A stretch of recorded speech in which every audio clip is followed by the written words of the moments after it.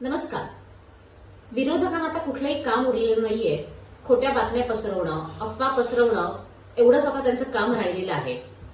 ज्योती मल्होत्रा ही YouTuber जी पाकिस्तानसाठी जासूसी करत होती, हेरगिरी करत होती, तिला अटक तर करण्यात आलेलीच आहे आणि तिच्यावरती कठोरात कठोर कारवाई तर नक्कीच होईल. पण आता हेच विरोधक की ज्योती मल्होत्रा भाजपाची कार्यकर्ती होती असा प्रचार करतायत, अफवा पसरवतायत, सोशल मीडियावरती खोट्या पोस्ट करतायत. जे ऑलरेडी पीटीआयनी हे सांगितलेलं आहे की या सगळ्या फेक न्यूज आहेत. म्हणजे कुठलीही माहिती न घेता अर्धवट ज्ञानाच्या आधारे अशा खोट्या बातम्या पसरवणं हेच नेहमी ते करत आलेले आहेत.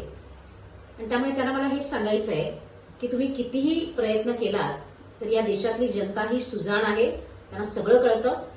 आणि ज्यांनी ह्या अशा खोट्या पोस्ट सोशल मीडियाला केलेल्या आहेत, ठाण्यात देखील असे काही महाभाग आहेत की ज्यांनी अशा खोट्या पोस्ट केलेल्या आहेत, तर त्यांच्यावरती आम्ही गुन्हा दाखल करणार आहोत. धन्यवाद. नमस्कार.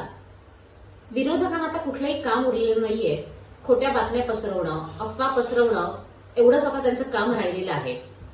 ज्योती मल्होत्रा ही युट्यूबर जी पाकिस्तानसाठी जासूसी करत होती, हेरगिरी करत होती, तिला अटक तर करण्यात आलेलीच आहे आणि तिच्यावरती कठोरात कठोर कारवाई तर नक्कीच होईल. पण आता हेच विरोधक की ज्योती मल्होत्रा